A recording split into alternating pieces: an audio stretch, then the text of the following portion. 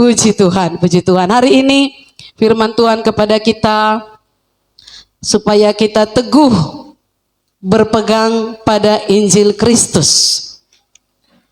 Apa saudaraku? Apa saudaraku? Nah, itu sangat perlu. Hari-hari ini begitu maraknya pengajaran baru yang menuruti keinginan daging, menuruti hawa nafsu duniawi, yang mencoba mencari pembenaran-pembenaran, tetapi yang bertentangan dengan firman Tuhan. Kalau saudara, ya biasa yang punya handphone lah ya, yang biasa bersosial media, dan sudah kebanyakan lah tentunya.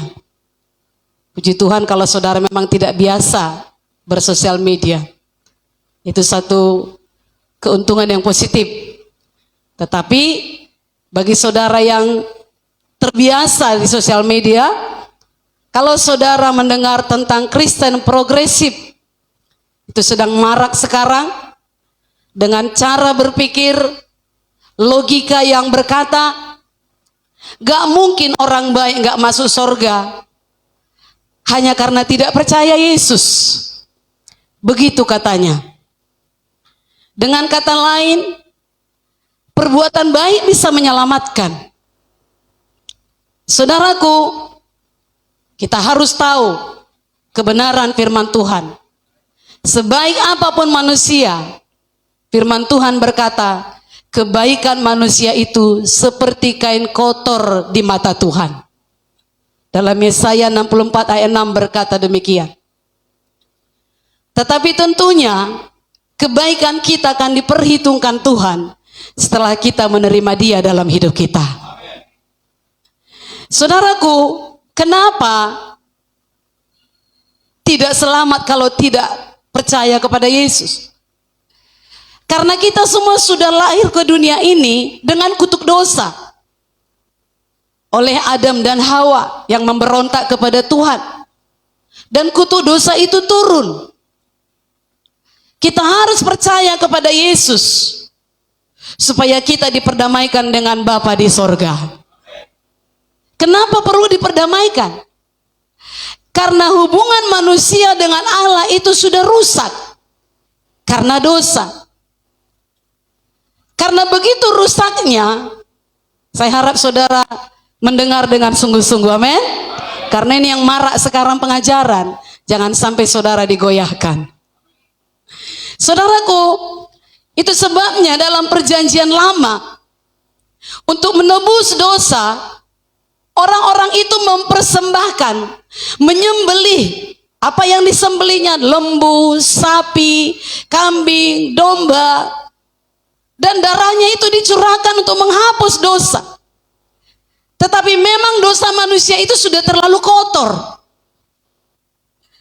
sudah terlalu banyak, dan tidak bisa dihapuskan dengan darah apapun. Gak sanggup manusia itu. Makanya Bapa di sorga berinisiatif untuk datang ke dunia, menebus manusia yang mau percaya, dan ditebus dengan darahnya sendiri. Amin. Jadi kenapa harus percaya Yesus baru masuk surga? Sebab tidak ada keselamatan di luar Yesus. Firman Tuhan berkata harus percaya, habis perkara. Kisah Para Rasul 4 ayat 12, jangan sampai kita tidak mempercayainya. 1, 2, 3. Dan keselamatan selain di dalam Dia, sebab di bawah kolong langit ini tidak ada nama lain termasuk kebaikan. Haleluya. Juga dalam Roma 5 ayat 8 sampai 11. Lihat Alkitab saudara, saya baca. Akan tetapi Allah menunjukkan kasih-Nya kepada kita oleh karena Kristus telah mati untuk kita ketika kita masih lebih-lebih, karena kita sekarang telah dibenarkan oleh darahnya, Jadi bukan dibenarkan oleh perbuatan baik, dibenarkan oleh darahnya, kita pasti akan diselamatkan dari murka Allah. Sebab jikalau kita ketika masih seteru diperdamaikan dengan Allah oleh kematian anaknya, lebih-lebih kita yang sekarang telah diperdamaikan pasti akan diselamatkan oleh hidupnya. Dan bukan hanya itu saja, kita malah bermegah dalam Allah oleh Yesus Kristus Tuhan kita. Sebab oleh Dia kita telah menerima pendamaian itu. Kenapa kita perlu terima Tuhan Yesus? Karena Dialah satu-satunya yang dapat memulihkan kembali hubungan kita dengan Bapa di sorga. Karena Yesus adalah Allah yang menjelma menjadi manusia. Dia adalah firman yang turun untuk menebus dosa manusia yang mau percaya. Waktu manusia dengan Tuhan dalam posisi bermusuhan karena dosa, maka tidak mungkin manusia itu mengalami hal yang baik dan tidak mungkin diterima dalam kerajaan sorga. Tetapi Kristus datang untuk menebus dosa-dosa kita yang sudah kita warisi dari Adam dan Hawa. Itu pernyataan pertama. Gak mungkin gak masuk sorga, padahal begitu baik, hanya karena tidak percaya pada Yesus. Katanya, saudara harus berhati-hati. Haleluya. Pernyataan berikutnya dikatakan oleh Kristen progresif tersebut bahwa sorga dan neraka itu tidak ada. Mari kita baca Matius 10:28. Saudara tidak perlu berdebat dengan mereka, tapi kembali pada firman. Amin. Matius 10:28, 1, 2, 3. Dan janganlah kamu takut kepada mereka yang dapat membunuh, tetapi yang tidak berkuasa membunuh jiwa. Takutlah terutama kepada Dia yang berkuasa membinasakan baik jiwa maupun tubuh di dalam, berarti ada neraka. Hati-hati dengan pengajaran yang menyenangkan telinga, nggak ada neraka, lalu suka hati buat dosa. Saudaraku, kalau kita bahas ayat-ayat tentang neraka banyak di Alkitab, tapi kiranya satu ayat ini cukup hari ini menguatkan iman kita. Amin. Dengan jelas Yesus berkata bahwa Tuhan itu berkuasa membunuh tubuh dan jiwa di dalam neraka. Neraka itu ada, tapi sebaliknya orang-orang yang hidup dalam perkenanan Tuhan akan masuk dalam kerajaan sorga. Matius 7 ayat 21 sampai 23. Bukan setiap orang yang berseru, tetapi yang melakukan kehendak Bapa di sorga. Hati-hati, sekali lagi saya katakan, hati-hati. Katakan kiri kanan saudara, hati-hati. Hati-hati dengan pengajaran hari-hari ini yang hanya mengikuti keinginan daging, sehingga orang bebas berbuat dosa. Ingat saudaraku, kita diselamatkan bukan karena perbuatan baik kita, tapi kasih karunia Allah. Namun setelah kita diselamatkan, kita perlu hidup dalam pertobatan, supaya keselamatan itu tidak dibuang percuma. Bisakah copot keselamatan seseorang? Bisa. Musa berkata, hapuskanlah namaku, karena dia terbeban bagi bangsa Israel. Tapi Tuhan bilang, hanya orang yang melakukan dosa yang bisa dihapus namanya. Benar tetap dibenarkan. Amin saudaraku. Tapi siapakah yang bisa menggagalkan keselamatan kita? Kita sendiri. Orang yang menyanyiakannya. Sudah tahu kebenaran, datang pengajaran baru, goyah imannya. Kembali ke kubangan dosa. Oh, bisanya rupanya berdosa. Hidup dalam dosa, jauh dari Tuhan. Karena itu dengarkan pengajaran-pengajaran yang murni. Amin. Kembali ke firman Tuhan, karena firman Tuhan ya dan amin. Coba kita baca 2 Timotius 4 ayat 3 sampai 4. 2 Timotius 4 ayat 3 sampai 4. Memang itu akan terjadi, orang-orang lebih suka mendengar yang mengenakan telinga. 2 Timotius 4 ayat 3 sampai 4, 1, 2, 3. Karena akan datang waktunya orang tidak dapat lagi menerima ajaran sehat, tetapi mereka akan mengumpulkan guru-guru menurut kehendaknya untuk memuaskan keinginan telinganya. Mereka akan memalingkan telinganya dan kebenaran. Nah, itulah dongeng tadi. Bisanya nggak percaya Yesus pun selamat asal berbuat baik. Kalau dia tidak percaya kepada Alkitab sebagai firman Allah, maka itu sudah tidak benar. Itu sudah sangat bertentangan. Sebaiknya pengajaran yang tidak percaya pada pengorbanan Kristus jangan menyebut diri Kristen. Karena Kristen adalah pengikut Kristus. Jadi salah besar kalau nama Kristen tapi tidak mengikuti pengajaran Kristus. Biarlah iman kita tetap kuat menjelang kedatangan Tuhan. Amin. Memang Yesus sudah berkata di hari-hari terakhir akan datang penyesat-penyesat yang akan membelokkan Injil kebenaran kepada Injil yang palsu. Gak mengejutkan memang, karena Alkitab bilang memang pada akhir zaman, tadi kita baca, orang-orang akan mencari guru-guru menurut keinginannya, yang membela dosanya menurut kemauannya, menurut akal sehatnya, logikanya.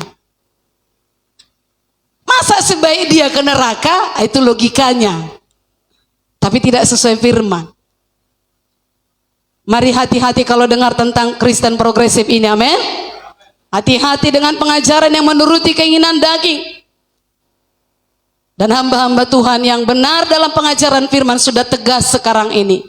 Itu malaikat, itu apa dikatakan, iblis menyamar sebagai malaikat terang. Karena kan banyak yang disesatkan. Sekali lagi, Kristen itu berarti percaya pada Kristus satu-satunya juru selamat. Dan sebabnya kita nyanyikan tadi, Yesuslah Tuhan, Yesuslah Raja. Dia berdaulat selama-lamanya atas hidup kita. Sekalipun mungkin orang berkata, kalau benar dia Tuhan, kenapa kau gak ditolong? Kenapa kau sakit? Kenapa kau gak sembuh? Akan banyak dibimbangkan. Dan di Timotius 4 tadi berkata,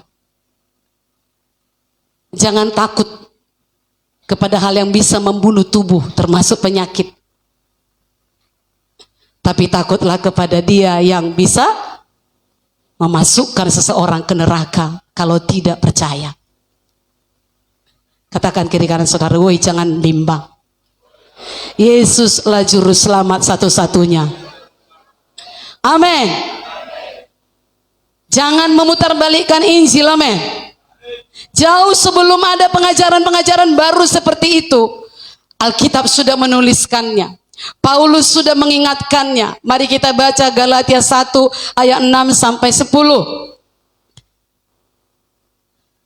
Hanya 5 ayat bersama-sama saja. 1, 2, 3. Aku heran bahwa kamu begitu lekas berbalik daripada Dia yang oleh kasih karunia Kristus telah memanggil kamu dan mengikuti suatu Injil lain yang sebenarnya bukan Injil. Hanya ada orang yang mengacaukan kamu dan yang bermaksud untuk memutarbalikkan Injil Kristus. 8.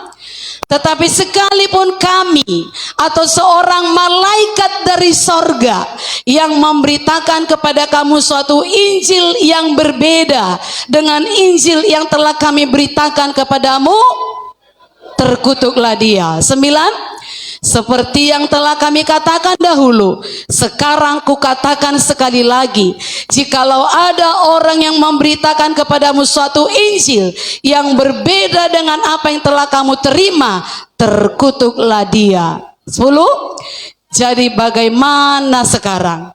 Adakah ku cari kesukaan manusia atau kesukaan Allah? Adakah aku coba berkenan kepada manusia? Sekiranya aku masih mau mencoba berkenan kepada manusia, maka aku bukanlah hamba Kristus. Ada orang-orang yang ingin berkenan kepada manusia. Oh, dipuji-puji dia. Tapi sudah menyedihkan, melukai hati Tuhan. tidak menghargai pengorbanan Yesus di kayu salib. Itu sebabnya umat Tuhan, yang pertama, jangan goyah. Goncang lagi kiri kanan saudara, jangan goyah. Ayat 6 dan 7a dikatakan, aku heran bahwa kamu begitu lekas berbalik daripada Dia yang oleh kasih karunia Kristus telah memanggil kamu dan mengikuti suatu Injil lain yang sebenarnya bukan Injil. Yang bukan Injil itu tadi, nggak percaya akan kematian Yesus di kayu salib. Nggak percaya hanya darah Yesus yang bisa mengampuni. Dari kata-katanya ini tergambar jelas betapa hati Paulus sedang kecewa, sedih, dan mungkin juga marah. Karena apa? Sebagian besar jemaat Galatia yang sudah diajarinya, yang pernah dilayaninya, tidak lagi setia pada apa yang diajarkannya. Iman orang Galatia menjadi goyah karena masuknya ajaran baru, masuknya ajaran lain. Bahkan mereka mudah dihasut, bukan hanya terpengaruh dengan ajaran lain, tapi berbalik menentang Paulus. Diragukan kerasulan Paulus. Saudaraku, mereka meragukan Paulus, meragukan juga Injil yang diberitakan Paulus. Paulus tahu semua itu akibat ulah pengajar-pengajar sesat yang datang mempengaruhi jemaat Galatia.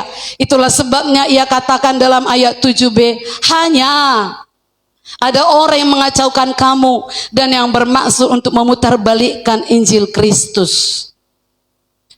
Dan dia berkata, orang yang memutarbalikkan Injil terkutuk. Terhadap pengajar-pengajar sesat itu Paulus dengan keras berkata di ayat 89, tetapi sekalipun kami atau seorang malaikat dari sorga, kalau mereka memberitakan kepadamu bahwa Yesus bukan satu-satunya juru selamat, terkutuklah ia. Malaikat mana itu? Saudaraku, bahkan dikatakan, sekarang kukatakan sekali lagi, jikalau ada orang yang memberitakan kepadamu suatu Injil yang berbeda, yang mengatakan darah Yesus bukan hanya darah Yesus yang bisa menyucikan dosa, maka terkutuklah dia. Paulus sangat menyayangkan sikap orang-orang Galatia ini. Maka dia berbicara sangat keras untuk memperingatkan jemaat bahwa menolak Injil adalah menolak Kristus. Padahal Kristus adalah satu-satunya penyelamat. Amin. Paulus harus keras. Kami juga hari ini mengajarkan dengan tegas.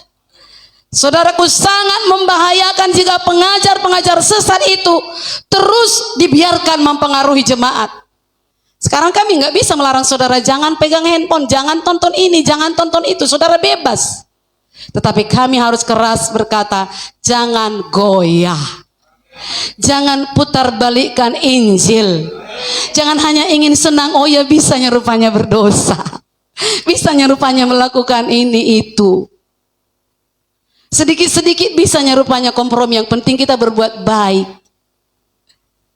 Saudaraku, karena itu Paulus dengan tegas memberitahukan bahwa siapapun yang mengajarkan Injil yang berbeda dengan Injil yang telah disampaikan berarti penyangkalan akan Kristus dan merupakan perbuatan terkutuk. Kenapa orang-orang Galatia begitu mudah diombang-ambingkan pengajaran baru?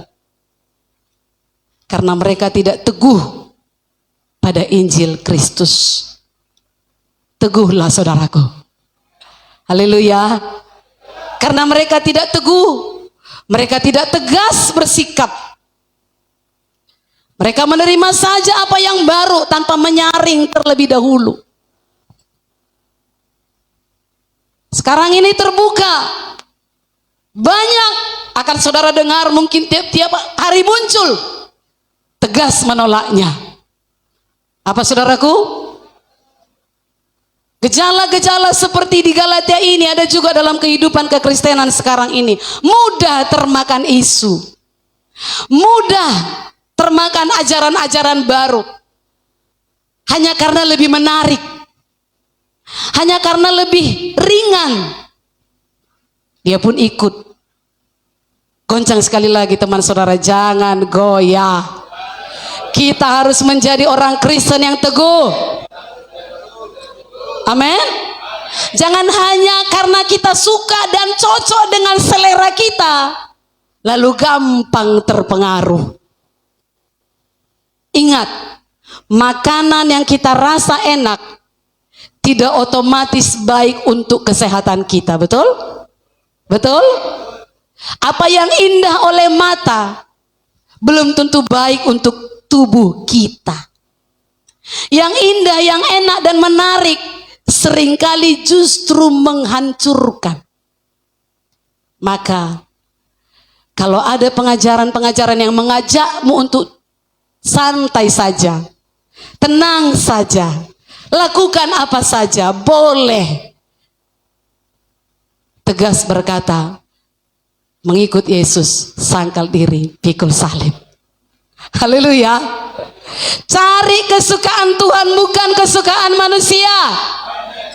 Camkanlah saudaraku, kekristenan, bergereja bukan soal memenuhi selera pribadi, melainkan soal apakah kita benar-benar hidup bagi Kristus atau tidak.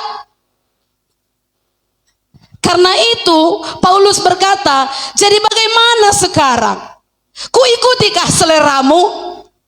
Adakah ku cari kesukaan manusia atau kesukaan Allah? Adakah ku coba berkenan pada manusia? Tapi sekiranya aku masih mau mencoba berkenan pada manusia, aku bukan hamba Kristus. Saudaraku, hidup menurut Injil yang benar adalah hidup menurut kesukaan Allah, bukan menurut kesukaan kita. Haleluya. Kalau kecenderungan kekristenan kita lebih pada apa yang kita sukai, maka waspadalah, kita sedang melenceng dari Injil. Kalau kita lebih menuruti hawa nafsu kita, lebih menuruti keinginan kita daripada keinginan firman, kita sedang melenceng dari Injil itu sendiri. Kita harus kembali kepada Injil yang sebenarnya. Injil yang sebenarnya mencerminkan Yesus, yaitu berkorban. Haleluya. Mengorbankan diri bagi banyak orang. Mari kita lihat bagaimana kita bisa membedakan Injil yang murni versus Injil yang sesat. Kita perlu prihatin hari-hari ini, amin? Amin? Terhadap penyimpangan Injil. Setidaknya hari ini kita lihat ada 4 penyimpangan. Yang pertama dikatakan iman harus ditambah dengan hukum Taurat.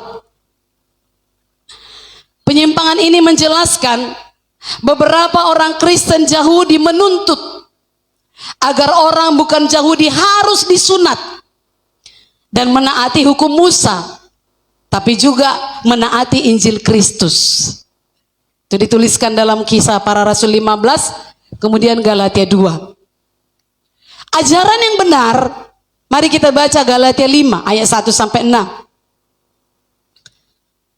Bahkan terdapat juga dalam surat Paulus lainnya, baik di Roma maupun di Kolose, tapi ini kita baca Galatia 5 ayat 1 sampai 6. Dapat? Kita baca sama-sama, 1, 2, 3. Supaya kita sungguh-sungguh merdeka, Kristus telah memerdekakan kita. Karena itu, dan jangan mau lagi dikenakan kuk perhambaan.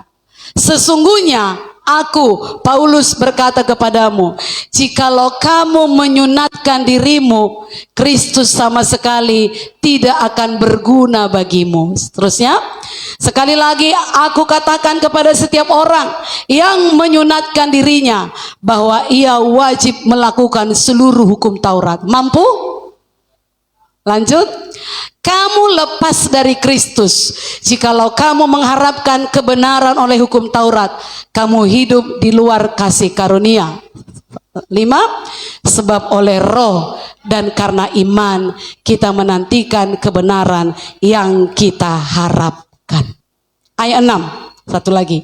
Sebab bagi orang-orang yang ada di dalam Kristus Yesus, hal bersunat atau tidak bersunat tidak mempunyai sesuatu arti, hanya iman yang bekerja oleh kasih. Perhatikan, tuntutan orang-orang Yahudi pada masa itu, kalau ada orang yang bukan Yahudi percaya pada Yesus, harus disunat. Padahal sudah dikatakan, sunat itu tidak lagi bagian orang yang sudah ditebus oleh Yesus. Perhatikan di ayat 4 dikatakan, kamu lepas dari Kristus. Kalau kamu mengharapkan kebenaran oleh hukum Taurat, kamu hidup di luar kasih karunia. Ini menggambarkan bahayanya menerima Injil sesat. Haleluya. Penyimpangan berikutnya dikatakan iman bekerja, Injil bekerja tanpa iman. Penyimpangan ini menjelaskan Injil ini meninggikan tata cara tertentu dengan mengesampingkan iman. Apa misalnya? Beberapa orang percaya bahwa dapat membaptis orang tanpa iman. Contohnya, ya baptisan bayi. Apakah bayi beriman? Apakah bayi percaya? Tapi itulah yang dilakukan beberapa orang. Tanpa perlu iman bisa. Itu penyimpangan. Ajaran yang benar, iman sangat penting untuk menyenangkan hati Tuhan dan keselamatan kita. Amin. Sebab Ibrani 11 ayat 6, tanpa iman tidak mungkin berkenan kepada Tuhan. Apapun yang kita lakukan, tanpa iman tidak berkenan. Pertobatan dari dosa dan iman di dalam Kristus itu dinyatakan dalam baptisan. Kisah Para Rasul 2:38, bertobatlah dan berilah dirimu dibaptis. Dan iman dalam baptisan menghasilkan kebangkitan menuju kehidupan baru. Jadi itu salah satu penyimpangan. Yang ketiga, Injil kembali ke yang pertama tadi, hanya dari pekerjaan baik. Penyimpangan ini menjelaskan inilah yang tren sekarang ini. Yang memiliki gagasan bahwa selama seseorang pada dasarnya adalah orang baik, maka dia akan diselamatkan. Apalagi diukur-ukur perbuatan baiknya lebih banyak daripada perbuatan buruknya. Dengan demikian orang yang bermoral baik, terutama ya beragama, dianggap selamat tanpa terima Yesus. Itu penyimpangan. Merampok tapi berbuat baik pada istri dan anak hasil rampokan, berarti selamat dong. Berbuat baik. Berzina tapi berbuat baik kepada pasangan berzinahnya, selamat. Itulah menyenangkan telinga. Ajaran yang benar, orang bermoral baik sekalipun, bahkan orang yang saleh sekalipun membutuhkan Yesus. Siapa contohnya? Cornelius. Dia saleh, dia berbuat baik, tapi dia harus jumpa Yesus. Dalam Kisah Para Rasul 11 ayat 14 dituliskan, dia akan menyampaikan berita tentang bagaimana kamu dan semua orang yang tinggal bersamamu bisa diselamatkan. Jadi harus bertemu Yesus, harus terima Yesus, harus percaya Yesus sebaik apapun, sesaleh apapun. Dan banyak contoh pertobatan dalam Kisah Para Rasul itu melibatkan orang-orang yang taat beragama. 3.000 orang pada hari Pentakosta itu. Di Kisah Para Rasul 2 ayat 5 dituliskan, orang-orang Yahudi saleh, tetapi mereka ketemu Yesus baru selamat. Dibaptis mereka 3.000-nya baru dimuridkan. Kemudian pembesar dari Ethiopia, petinggi. Tapi dalam Kisah Rasul 8 dituliskan, dia harus ketemu Yesus. Dia harus dibaptis. Lydia dari Tiatira, juga orang baik. Kisah Para Rasul 16, harus ketemu Yesus. Dan Paulus, dikatakan Kisah Para Rasul 22 ayat 3, aku adalah orang Yahudi, lahir di Tarsus, di tanah Kilikia, tetapi dibesarkan di kota ini, dididik dengan teliti. Perhatikan ya, jadi ini orang beragama betul. Dididik dengan teliti di bawah pimpinan Gamaliel dan hukum nenek moyang kita, sehingga aku menjadi seorang yang giat bekerja bagi Allah, sama seperti kamu semua pada waktu ini. Tapi harus ketemu Yesus baru selamat. Haleluya. Kita diselamatkan bukan karena perbuatan baik kita, namun setelah kita diselamatkan, kita harus hidup dalam perbuatan baik. Kita harus hidup dalam pertobatan. Mari kita baca Efesus 2 ayat 8 sampai 10. Nanti dilanjut Titus 3. Di sini sangat jelas dituliskan. Ini diajarkan kepada kita supaya jangan terpengaruh dengan Kristen progresif atau akan ada lagi nanti di luar itu. Mari kita baca Efesus 2 ayat 8 sampai 10. 1, 2, 3. Sebab karena kasih karunia kamu diselamatkan oleh iman. Itu bukan hasil usahamu, tetapi pemberian Allah. Itu bukan hasil pekerjaanmu. Jangan ada orang yang memegahkan diri, karena kita ini buatan Allah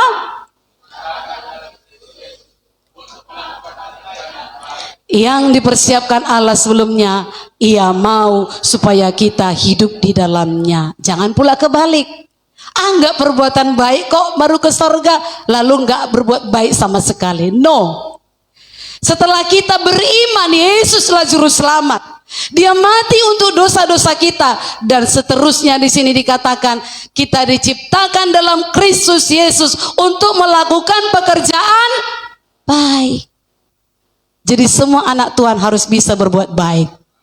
Tapi jangan salah, bukan perbuatan baik yang menyelamatkan. Kita berbuat baik karena kita sudah diselamatkan. Haleluya. Titus 3 ayat 4 sampai 7. Perhatikan kemurahan Tuhan ini sama-sama. 1, 2, 3. Tetapi ketika nyata kemurahan Allah, juru selamat kita, dan kasihnya kepada manusia, pada waktu itu Dia telah menyelamatkan kita, bukan karena perbuatan baik yang telah kita lakukan, tetapi karena rahmatnya, oleh permandian kelahiran kembali, dan oleh pembaharuan yang dikerjakan oleh Roh Kudus yang sudah dilimpahkannya kepada kita oleh Yesus Kristus Juru Selamat kita, supaya kita sebagai orang yang dibenarkan oleh kasih karunia berhak menerima hidup yang kekal sesuai dengan pengharapan kita. Siapa juru selamat saudara? Berulang kali dikatakan di sini, juru selamat kita. Geram saya mendengar, gak percaya Yesus pun bisa selamat. Yesus juru selamat kita, supaya kita sebagai orang dibenarkan oleh kasih karunia berhak. Haleluya. Itu pengharapan kita. Satu lagi penyimpangannya, beriman saja, hanya oleh iman. Penyimpangan ini menjelaskan, Injil ini menyatakan bahwa seorang diselamatkan oleh iman saja, gak perlu taat. Itu penyimpangan. Ajaran yang benar, Injil Kristus membutuhkan kepatuhan. Yesus adalah pencipta keselamatan kekal bagi semua orang yang menaatinya. Ibrani 5 ayat 9, saya bacakan. Atau sama-sama, 1, 2, 3. Dan sesudah ia mencapai kesempurnaannya, ia menjadi pokok keselamatan yang abadi bagi bagi. Jadi nggak cukup hanya iman, harus taat. Goncang paling tidak 5 orang, taat oi, taat oi, taat oi, taat oi. Haleluya. Memang diselamatkan oleh iman, tapi harus diikuti dengan ketaatan. Apa yang disebutkan perkataan iman ini? Roma 1 ayat 5 saya baca. Dengan perantaraannya kami menerima kasih karunia dan jabatan rasul untuk menuntun semua bangsa supaya mereka percaya dan taat kepada namanya. Kami mau menuntun saudara untuk taat kepada Kristus. Haleluya. Mau dibimbing? Mau dituntun? Mau digembalakan? Kalaupun tidak sesuai selera saudara, terima saja supaya sehat. Sama seperti kalau orang sudah banyak penyakitnya, harus diikuti aturannya. Jangan makan ini, jangan makan itu. Kalau dilanggar, tambah parah, tambah sakit. Ada dulu teman kami, sudah di sorga sekarang. Mudah-mudahan dia nggak marah. Makannya aja semua 2 tahun ya bedanya katanya. Kalau masih bisa lebih panjang umur kita untuk kemuliaan Tuhan, taat saja. Haleluya. 2 minggu lalu saya katakan, taruh pisau, bila besar nafsumu, taruh pisau di leher. Amin. Nah, Paulus memperingatkan mereka yang tidak mentaati Injil. Apa katanya? 2 Tesalonika 1 ayat 7 sampai 9 saya baca, perhatikan ya. Dan untuk memberikan kelegaan kepada kamu yang ditindas, kalaupun banyak yang menindas saudara karena saudara berbuat sesuai firman, dan juga kepada kami pada waktu Tuhan Yesus dari dalam sorga menyatakan dirinya bersama-sama dengan malaikat-malaikatnya dalam kuasanya di dalam api yang bernyala-nyala, dan mengadakan pembalasan terhadap mereka yang tidak mau mengenal Allah dan tidak mentaati Injil Yesus Tuhan kita. Mereka ini akan menjalani hukuman kebinasaan 1 hari saja, selama-lamanya, lalu dijauhkan dari hadirat Tuhan dan dari kemuliaan kekuatannya. Yang gak mau percaya Tuhan, yang gak mau terima Injil, dijauhkan dari hadirat Tuhan. Titik. Jangan pakai embel-embel. Bisa kok dengan perbuatan baik.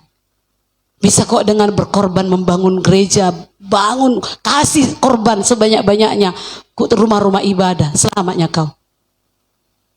Harus tetap percaya Yesus. Amin.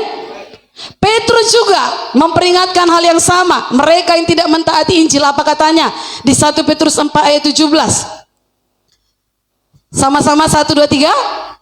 Karena sekarang telah tiba saatnya penghakiman dimulai, dan pada rumah Allah sendiri yang harus pertama-tama dihakimi.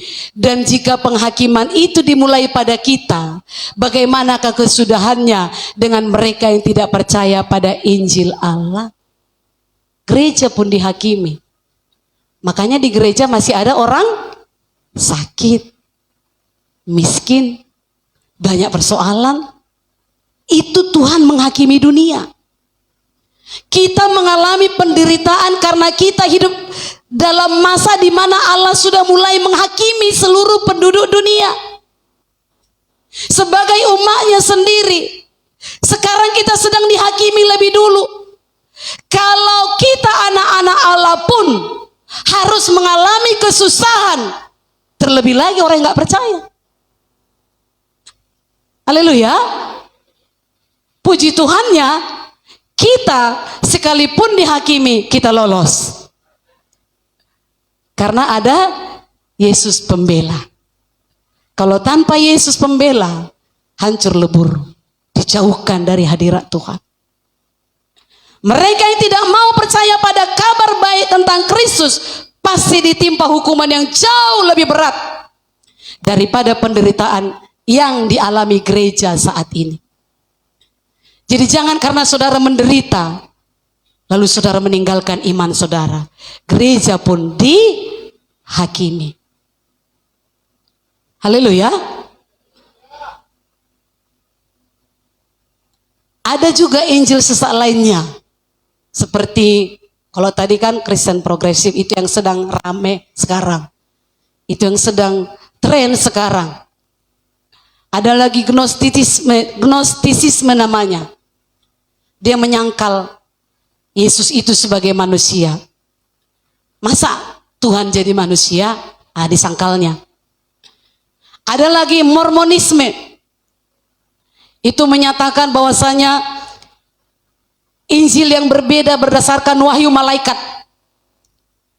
Apa yang disuruh malaikat itulah yang dibuat. Kalau nggak ada malaikat, nggak ada. Ya ibadah, duduk aja, cakap-cakap aja. Kalau ada Injil dari malaikat, sampaikan. Lakukan. Dan yang paling parah tadi itu Kristen progresif yang menyatakan perbuatan baik walau tidak percaya Yesus dapat diselamatkan. Bahkan yang berkata tidak ada sorga dan neraka, dan tentunya akan banyak lagi penyesat-penyesat lainnya. Sekali lagi saya katakan, jangan goyah. Apa saudaraku? Masa sekarang, masa kebebasan berpendapat. Namun ketika pendapat dan kebebasan itu merendahkan Injil, meremehkan Injil sebagai kebenaran mutlak, meremehkan Alkitab kita, di saat seperti itulah saya dan saudara orang percaya harus bertindak tegas seperti Paulus. Apa saudaraku? Bertindak tegas. Sekalipun engkau di apa namanya ya? Disogok. Kan ada itu sekarang ini ya, TikTok itulah kadang muncul di handphone kita kan. Ya, kukas ini milikmu 200.000, sangkal Yesus. Seperti itulah nanti. Ini uang 1 juta. Berani sangkal Yesus? Kalau goyah imannya maka dia sangkal Yesus. Seperti itulah zaman ini akan terjadi. Sudah mulai dinampakkan. Sudah mulai disebarluaskan. Memang dari games-games seperti itulah. Tapi nanti akan sampai kepada pilihan hidup atau mati. Haleluya. Jadi kalaupun kebebasan berpendapat itu, sekali lagi saya ulang, ketika pendapat dan kebebasan itu merendahkan Yesusmu, merendahkan pengorbanannya di kayu salib, meremehkan Injil sebagai kebenaran mutlak, saat itulah engkau harus percaya, bertindak dengan tegas. Yesus satu-satunya juru selamat. Saya dan saudara yang percaya kepada Yesus harus berani menegakkan kebenaran firman Allah. Amin. Jangan mau tergoda. Jangan mau goyah. Jangan mau disogok. Bisa saja engkau beroleh harta, tapi dijauhkan dari hadirat Tuhan. Itu sangat bahaya. Dihukum di tempat yang paling gelap, kata firman Tuhan tadi. Tetap ku ikut walau sendiri. Sekiranya pun suami istri, satu teguh, satu tidak, jangan ikut-ikutan dengan yang tidak tadi. Karena memang Alkitab juga menuliskan, yang satu terangkat, yang lain tinggal. Tapi kiranya suami istri dua-duanya terangkat. Kelak kalau Yesus datang, suami istri, anak sampai cucu, semuanya diselamatkan. Karena tegas, hanya satu juru selamat, yaitu amin. Jadi apapun pengajaran nanti yang datang, di tanganmu itu loh. Di tanganmu itu. Kalau memang sudah tidak sesuai Alkitab, jangan diteruskan dengar. Supaya menambah ilmu, no.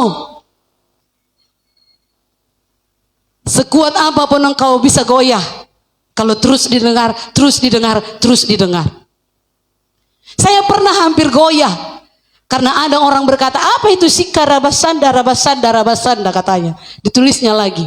Apa itu bahasa roh? Hampir goyah saya.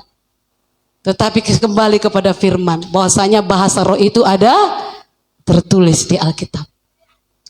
Haleluya. Jangan malu berbahasa roh. Memang manusia tidak ngerti, setan pun gak ngerti, tapi Tuhan ngerti. Kalau kita berkata-kata dengan bahasa roh, kita sedang berkata-kata dengan Tuhan. Setan gak tahu artinya, sesama juga gak tahu. Memang ada dikatakan karunia menafsirkan. Menafsirkan belum tentu benar. Betul? Ada karunia menafsirkan. Kalau memang dia mungkin benar-benar dia didengarnya sendiri dari Tuhan. Ini artinya. Oke lah. Tapi kalaupun tidak ada yang bisa menafsirkanmu berbahasa roh, Tuhan sendiri menafsirkannya di hatimu. Engkau sedang membutuhkan ini. Engkau sedang mengeluhkan ini. Engkau sedang terbeban untuk hal ini. Maka kalau sudah tahu, sudah dengar, itu gak didengar, gak usah dengarin itu. Kalau sudah dibilang Kristen progresif, udahlah. Sudah gak percaya hanya Yesus juru selamat, udah gak usah didengar. Gitu saja. Kalau mau dengar lagi, nanti makin digoda lagi. Makin tergoda lagi. Memang sebagian yang diucapkannya benar, tapi ditambah lagi seperti penyimpangan-penyimpangan tadi. Ditambah lagi. Dikurang lagi. Paham saudaraku? Sudah kuat semua? Tidak ada yang lain selain Yesus? Haleluya. Mari kita bangkit berdiri. Yesus, kau kebenaran.